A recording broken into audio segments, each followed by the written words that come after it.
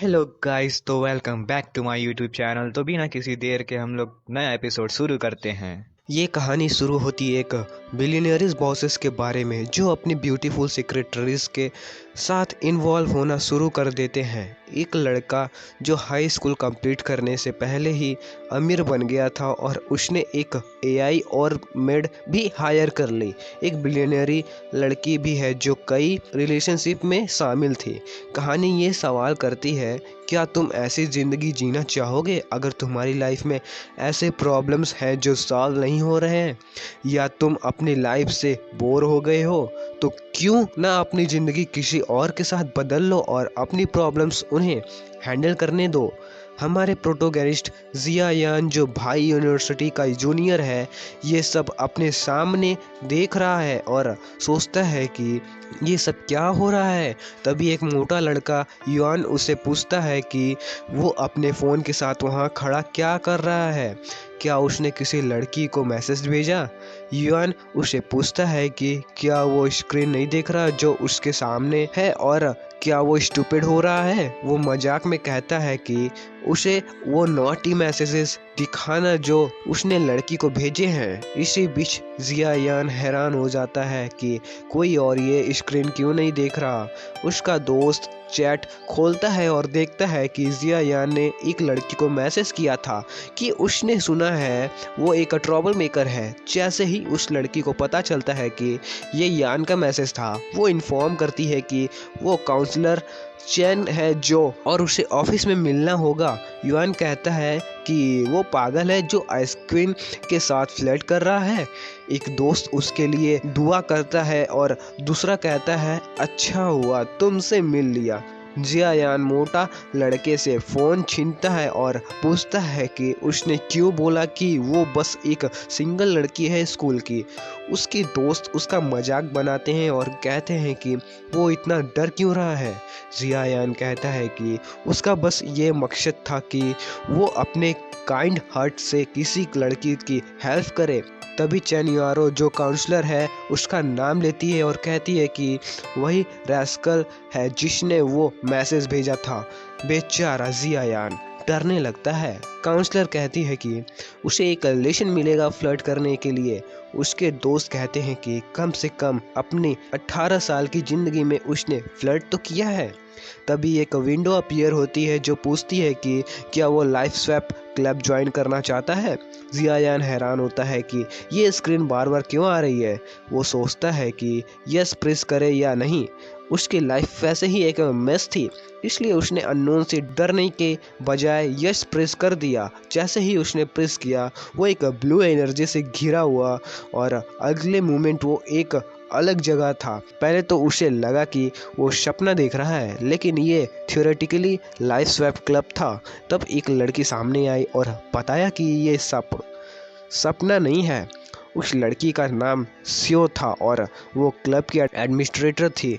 उसने समझाया कि अब वो क्लब का मेंबर है और अब वो किसी के साथ भी लाइफ स्वैप कर सकता है, चाहे वो इंसान हो या एनिमल। स्वयं एक्सप्लेन करती है कि सब मेंबर्स अपने पार्टनर की इंफॉर्मेशन देख सकते हैं और स्वैप की ड्यूरेशन और रोल्स डिसाइड कर सकते हैं। एक फेमस सिंगर लिया मेंग, जिसके मिलियंस फैंस हैं, अपनी लाइफ एक फैशन एंटरप्रेन्योर एमकिनो के साथ स्वैप कर रहा था। एक इंटरनेशनल सेलिब्रिटी पेट भी वहाँ था।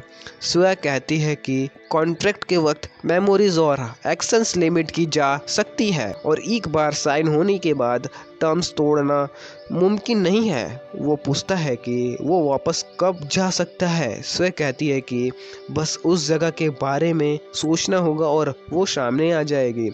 फिर वो कहती है कि किसी ऐसे इंसान को ढूंढे जो अपनी लाइफ स्वैप करना चाहता हो। जिया यान कहता है कि शायद वो हैंडसम है, लेकिन कोई भी एक ब्रोक इंसान के साथ अपनी लाइफ स्वैप नहीं करेगा।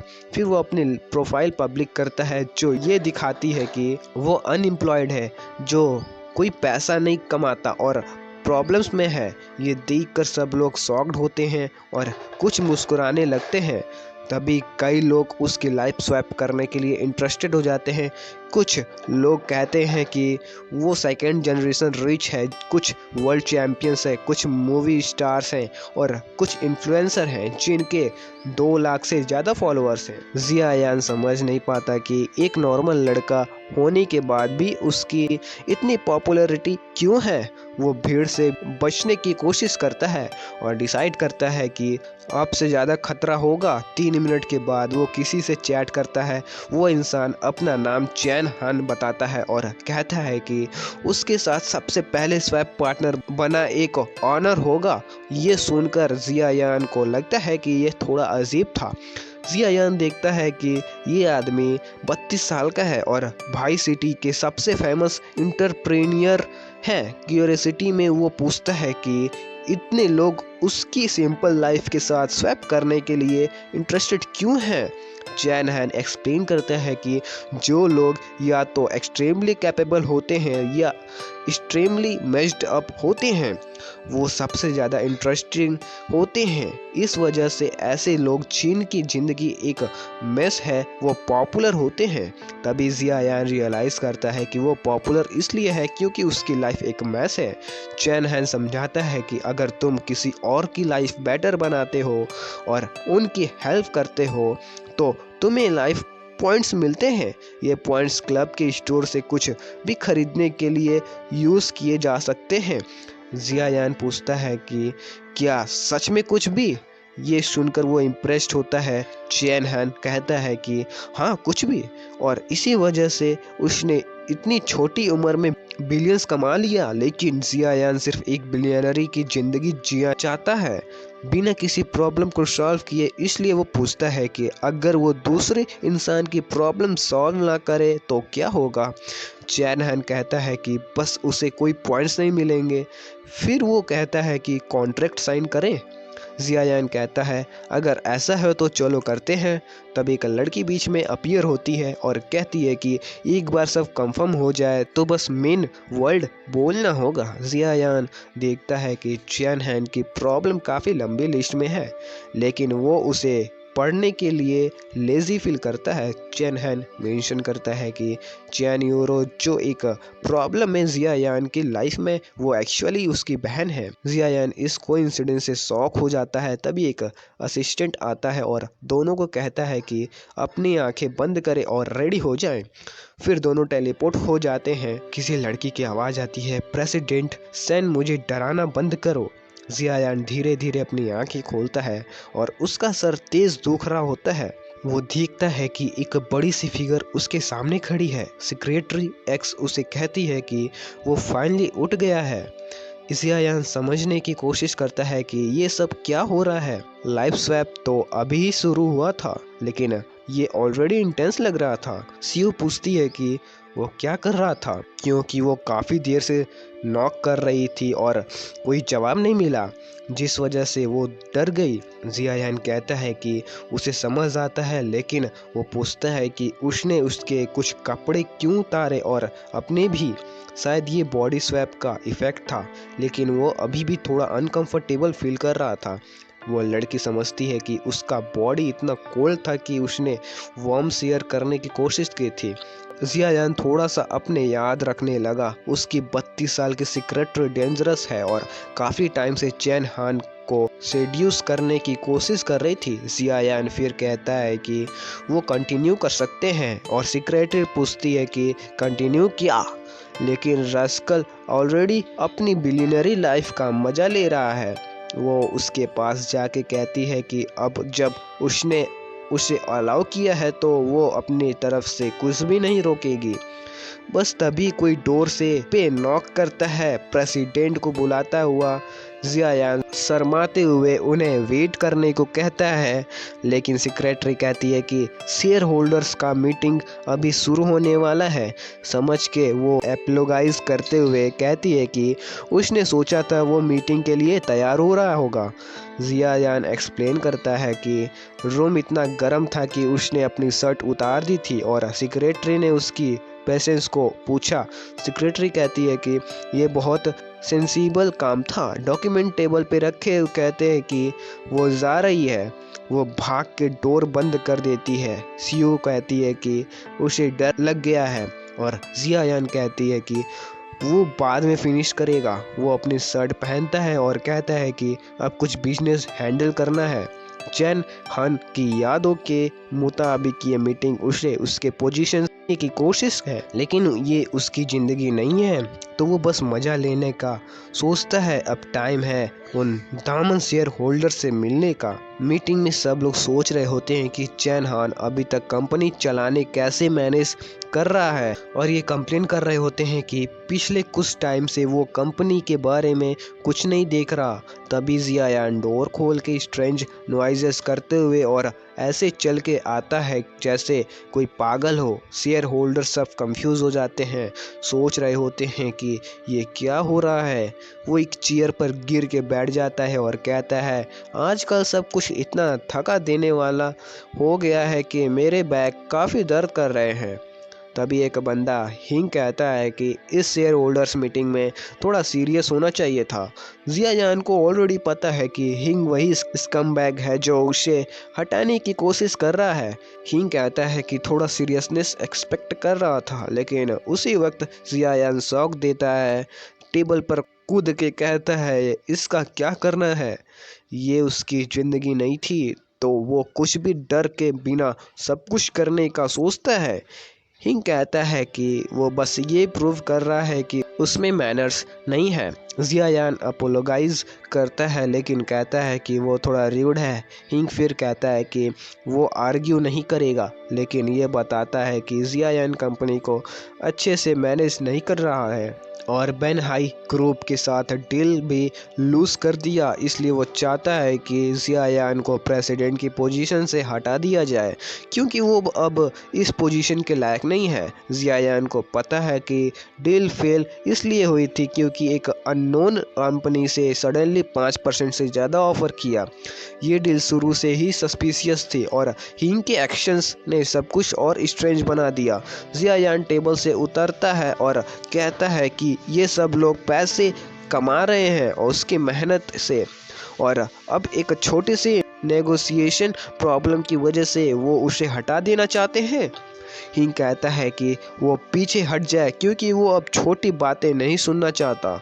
वो अनाउंस करता है कि सबको वोट करना चाहिए और चैन हैन को तुरंत उसकी पोजीशन से हटा देना चाहिए।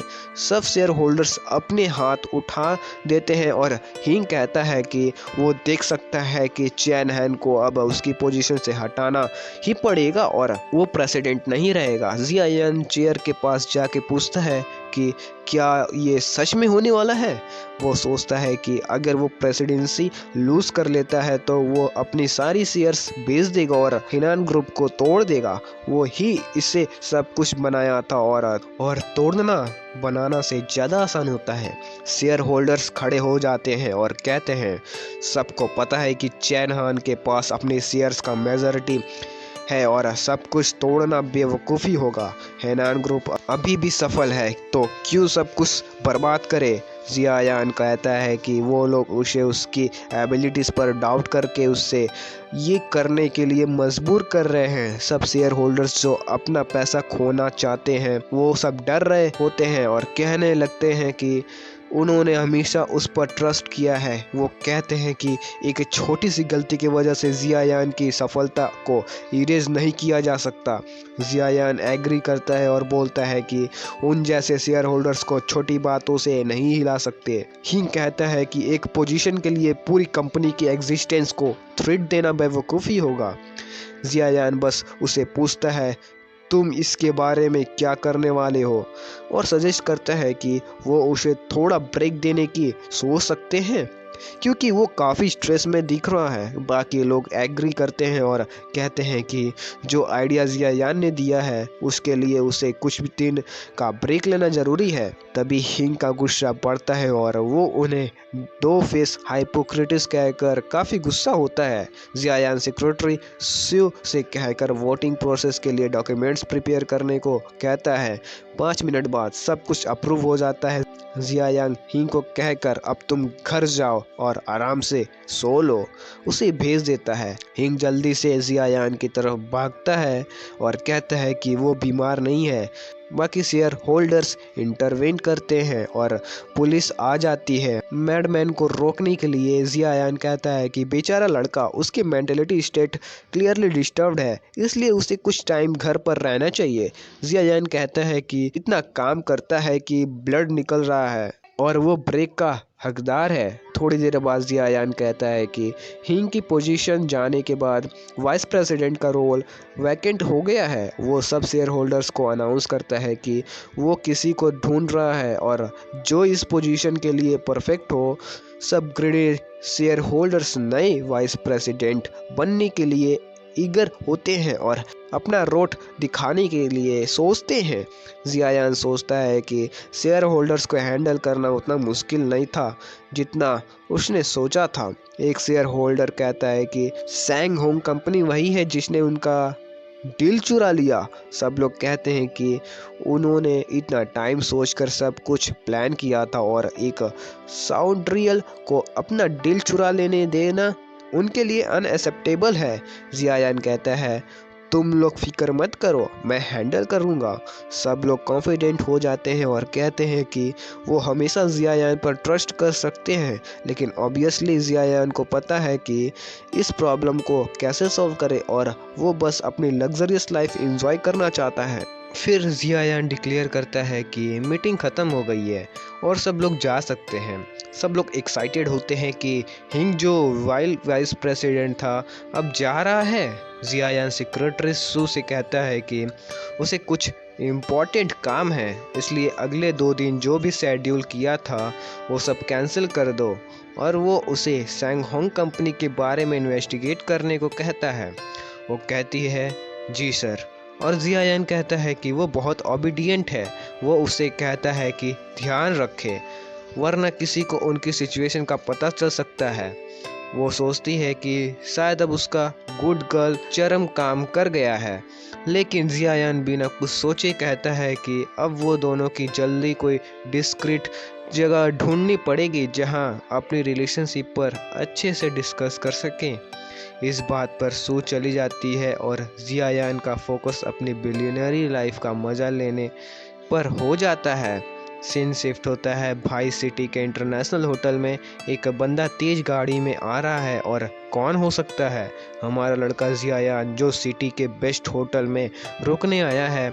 सब लोग कुछ बहुत ही लग्जरियस है लेकिन बहुत महंगा भी है, पर महंगा होना होटल का गलती नहीं था, ये जियायान की पुरानी गरीबी की वजह से हो रहा था। अपने आप को थोड़ा ज़्यादा ही महान समझ के वो चाउफर को कीज दे के अंदर चला जाता है। अब टाइम आ गया था अपनी नई अमीरी का मज़ा लेने का। जैसे ही वो अंदर आता है रिसेप्शनिस्ट पूछती है will it be the usual. Jiayan कहता है नहीं, आज मैं खुद ऑर्डर करूँगा। बस तभी कोई उसे ब्रदर कहकर बुलाता है। जियायान घूम के देखता है कि उसकी बहन आ गई है, जो पूछती है कि वो यहाँ क्या कर रहा है। जियायान थोड़ा शॉक्ड होता है और कहता है कि बस कुछ खाने आया था। अब जो लड़का चैन हैन के बॉडी में है वो अपने आप को जेडसिया यान इंट्रोड्यूस करता है और कहता है कि वो एक स्टूडेंट है। रिसेप्शनिस्ट मिशियो उसकी कॉन्फिडेंस देख के इम्प्रेस हो जाती है। जियायान डिसाइड करता है कि इस सिचुएशन का थोड़ा मज़ा उठाना चाहिए। वो अपने आप को उसका भाई इंट्रोड्यूस करता है और कहता है कि वो लड़की थोड़ी जिद्दी है और उसके इमोशंस समझना मुश्किल है। चैन हान अपनी बॉडी में कंफ्यूज्ड होकर वार्न करता है कि जो वो कह रहा है वो थोड़ा ज़्यादा भी हो सकता था। चैन हान गुस्सा हो जाता है क्योंकि वो साउंड्रेल अपनी बहन के बारे में पब्लिक में ऐसे बात कर रहा है। जियायान उसे कह देता है कि वो समझता है और कह के अपने डिनर का प्लान बताकर अपनी बहन को कहता है कि वो गरीब लड़के को ज़्यादा तंग ना करे। बड़ी मुस्कुराहट के साथ वो वहाँ से निकल जाता है। उसकी बहन सोचती है कि आज उसका भाई कुछ अजीब बिहेव कर रहा था, पर वो सोचती है कि वो जो कह रहा था वो शायद इसलिए कह रहा था क्योंकि वो चाहता था कि दूसरे लोग उसके पास न आए। उसकी इंटरप्रिटेशन से वो थोड़ा इमोशनल हो जाती है। वीआईपी रूम में प्रेसिडेंट चैन का नाम बुलाया जाता है। लड़कियां पूछती हैं कि डिनर कैसा था। सब कुछ बहुत फैंसी था। जियायान कहता है कि इतना बुरा नहीं था, पर और भी अच्छा होता अगर 2 लोग जो 10,000 युआन कमाना चाहते थे, थोड़ा डांस कर लेते हैं। लड़कियां तुरंत मानने लगती हैं कहकर कि उन्हें मज़ा आ रहा है। जियायान को समझ आता है कि पैसे दे के लोगों को अपनी बात मनवाना कितना आसान है। थोड़ा अफसोस होता है कि उसके दोस्त इस ज़िंदगी को देख नहीं पा रहे हैं। एक लड़की उसके पास आके पूछती है कि वो इतना सोच रहा है तो क्या सोच रहा था। जियायान कहता है कि वो थोड़ा थका हुआ फील कर रहा है और उसे रिलैक्स करने के लिए मदद चाहिए।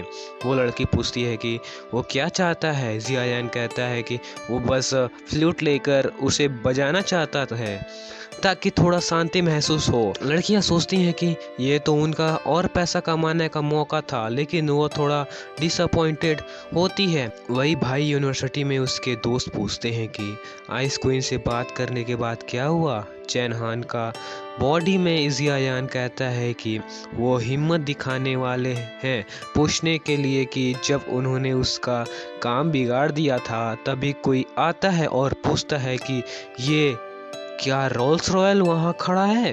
केनान पूरी तरह से कंफ्यूज्ड होता है। बाहर एक एक करके कार्स आ रही होती हैं। सब लोग हैरान होते हैं कि इतना पैसा कैसे आ गया और लाइसेंस प्लेट कंफर्म करता है हाँ जियायान ही है जिन्होंने फूल की गाड़ी और पूरा इंटोरेज लेकर आ गया है। उसके दोस्त चैन हान को एक मशहूर एंटरप्रेन्योर के रूप में पहचानते हैं और सोच रहे होते हैं कि ये क्या हो रहा है। सीन शिफ्ट होता है जियायान को देखते हुए जो वेन्यू की तरफ जा रहा है। सब लोग उसकी हाइट और लुक्स देख के इम्प्रेस हो रहे हैं। इस वक्त असली चैन हान कंफ्यूज्ड और फ्रस्ट्रेटेड हो रहा है कि ये लड़का क्या कर रहा है। जियायान अपने बॉडी के पास जाता है, उसके सामने झुकता है और कहता है कि अब वो कंपनी नहीं चला सकता और उसे वापस आने की ज़रूरत है। चैन हान को समझ आता है कि ये लड़का कौन सा रिडिक्यूलियस ड्रामा कर रहा है। वो कई बार क्लब में डील कर चुका था लेकिन ऐसे सेमलेस इंसान से कभी नहीं मिला। चैन हान के फ्रेंड उसे येल करते हैं और पूछते हैं कि ये लड़का हमेशा गरीब क्यों दिखता है। वो उसे सीख करते हैं और पूछते हैं कि इसने अपना असली स्टेटस क्यों छुपाया था। एक मोटा दोस्त कहता है कि अब जब वो सब जाने चुके हैं तो अब उन्हें अच्छे से ट्रीट करना चाहिए। जियायान काफ़ी एक्साइटेड हो जाता है जबकि चैन हान गुस्सा हो जाता है कि ये सब ड्रामा करने से सिचुएशन और कॉम्प्लेक्स हो गई है। यूरू जो सिचुएशन को देख रही थी थोड़ा कंफ्यूज्ड हो जाती है। वो सोच रही थी कि जियायान कितना माइस्टीरियस लग रहा है। जियायान को लग रहा था कि अब वो सबको कंट्रोल कर रहा है और सिचुएशन को अपने हाथ में ले चुका है। वो चैन हान को कह के जाता है कि जल्दी कंपनी वापस चलो और सब कुछ उसने इनहेरिट कर लो। चैन हान गुस्से में कह रहा है कि जियायान को जाना चाहिए यहाँ से और दोनों फूल की तरफ अपने रास्ते चले जाते हैं। घर पे शिव चैन हान की बहन पूछती है कि उसके भाई ने जियायान के लिए इतनी इज्जत क्यों दिखाई। जियायान कहता है कि वो एक्चुअली एक जीनियस है जो उसे बिजनेस टिप्स दे रहा था, इसीलिए वो सक्सेसफुल हुआ। शिव काफ़ी इम्प्रेस होती है क्योंकि उसने हमेशा सोचा था कि उसका भाई जीनियस है, लेकिन अब लग रहा है कि असली जीनियस तो जियायान है।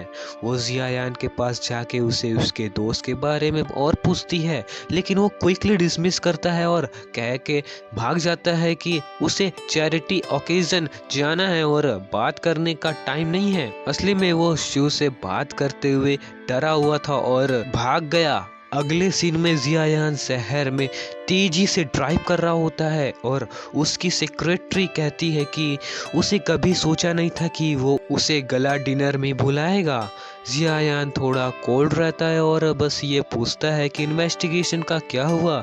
सेक्रेटरी बता देती है कि जो कंपनी उनके अगेंस्ट कॉन्ट्रैक्ट जीत गई थी उसके 80% शेयर यिंग मिंग के यंगर ब्रदर के पास है जो पहले अपना पोजीशन खो चुका था। वो दोनों डिनर पे पहुंचते हैं और जियायान को सब समझ में आने लगता है। अब उसके पास बस एक काम रह गया था, यिंग मिंग के प्लान्स को रोकने के लिए एविडेंस इकट्ठा करना। जैसे ही वो वेन्यू में घूमते हैं, लोग उसकी तारीफ कर रहे होते हैं और उससे इम्प्रेस हो रहे होते हैं। तभी अनाउंसर कहता है कि चैरिटी बैंकेट होने की वजह से डोनेशंस स्टार्ट किए जा सकते हैं। कई लोग 5 लाख से लेकर 5 मिलियन तक डोनेट करते हैं, लेकिन जियायान सबको शॉक कर देता है जब वो 30 मिलियन डोनेट करता है। सब लोग घूमकर उसके ऊपर देखते हैं। जियायान कैजुअली कह देता है कि ये सब डोनेशन मिस्टर जियायान की तरफ से आई है। सबको समझ आता है कि ये बंदा बस पैसा उड़ाने के लिए आया है। जब जियायान ने 30 मिलियन डोनेट किया, सब लोग शॉक हो गए और सोच रहे थे कि ये लड़का कौन है।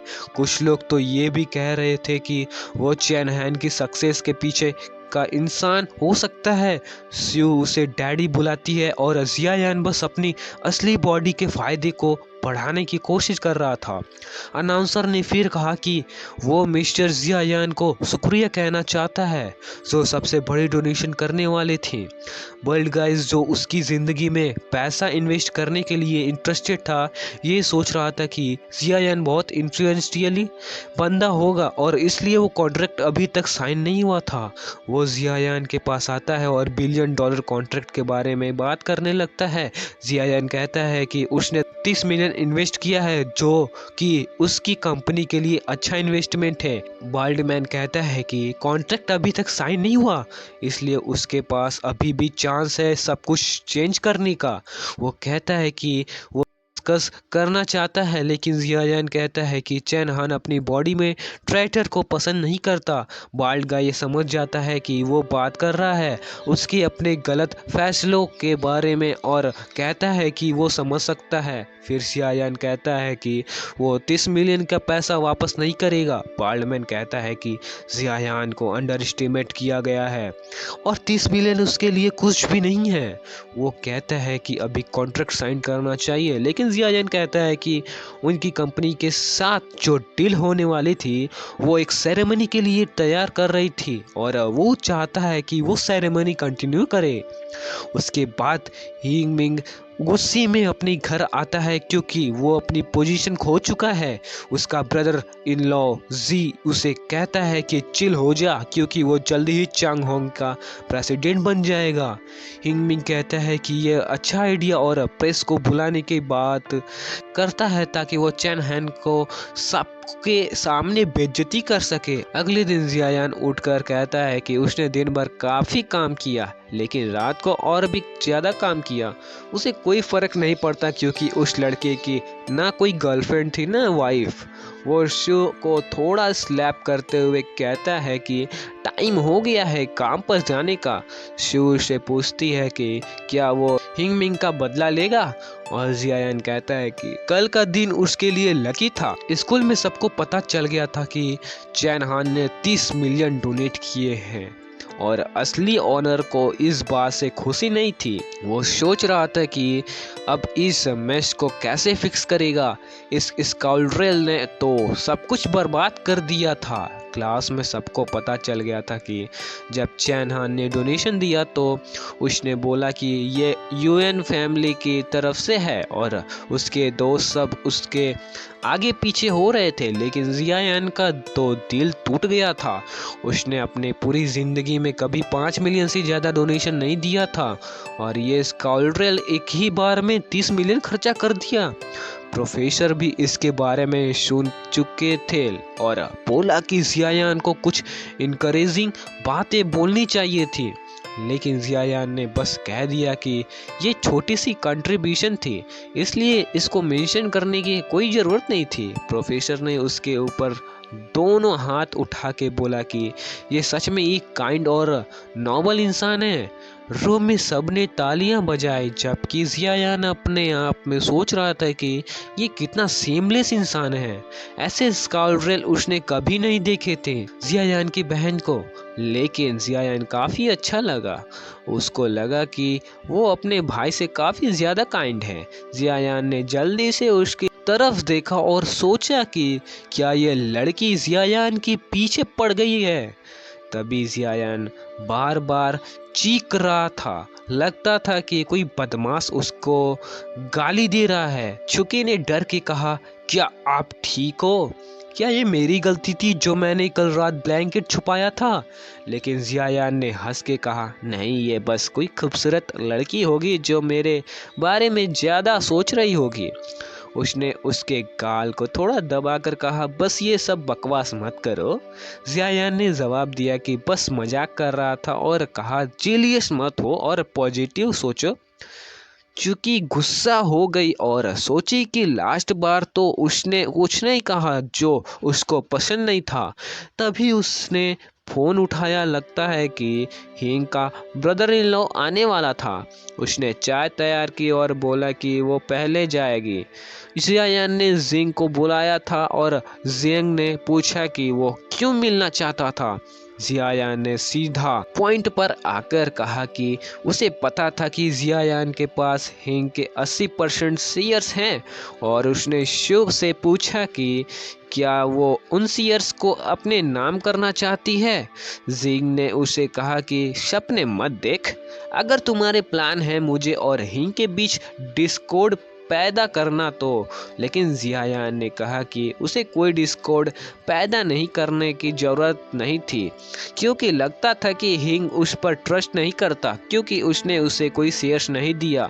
अगर हिंग एकदम गायब हो गया और सब कुछ खो दिया तो क्या होगा? जिंग ने कहा, अगर ऐसा होता है तो सारे शेयर्स मेरी बहन को मिल जाएगा। जियायान ने पूछा, अगर हिंग बाहर हो गया तो क्या तुम अपने भाई को कन्विंस कर पाओगे? जिंग को लगा कि ये मुमकिन है, लेकिन उसने पूछा, तुम मुझे क्यों मदद देना चाहते हो, जरा ये बताओ तो। प्रोटोगेनिस्ट ने बस ये कहा, मुझे धोखेबाजों से नफरत है और तुम्हें सच में हिंग का कुत्ता बनना है।